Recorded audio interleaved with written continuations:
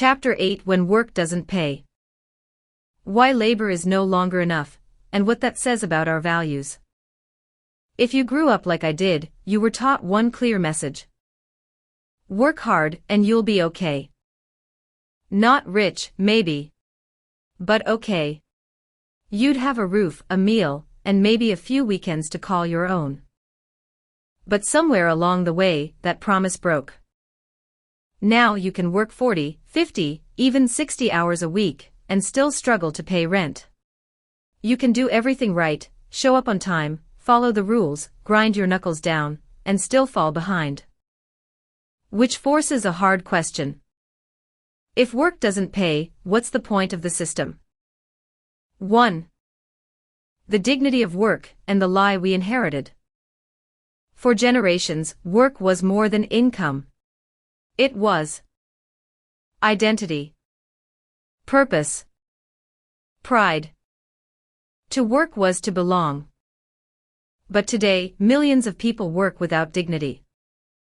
They deliver food they can't afford, build homes they can't live in, care for others while their own needs go unmet. That's not just economic failure. That's moral failure. 2. Why wages don't add up.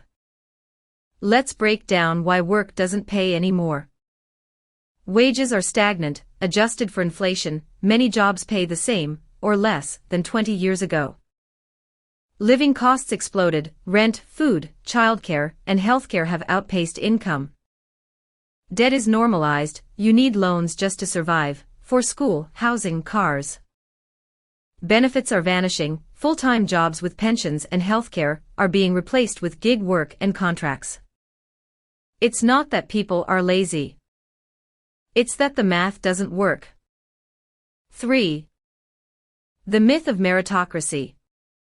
We're told we live in a meritocracy, a world where the best rise, and the rest just need to try harder. But let's be honest. A billionaire's child has a head start. A single mother working night shifts isn't lazy. A refugee rebuilding from scratch isn't failing. A carpenter in debt is not undeserving. We don't have a meritocracy. We have an inherited economy, disguised as a fair game. 4. What happens to the mind? When work doesn't pay, it doesn't just affect your wallet. It affects your confidence, creativity, relationships, mental health. You stop dreaming. You stop believing. You start surviving, and sometimes that's all you can do. The worst part? You blame yourself. Because the system says, if you're broke, you must be broken. That's the real cost, not just financial debt but emotional debt. 5. So what should work give us? Let's go back to first principles. Work should give us enough to live, time to rest, space to grow, a reason to be proud. If it doesn't, if it steals more than it gives, then it's not just inefficient.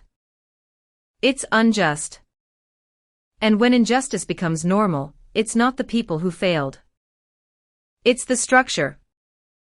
Final thought. Work should not be a punishment. It should be a contribution. A carpenter builds homes. A nurse heals wounds. A teacher shapes minds. These are acts of value, even if they don't always show up in a bank account.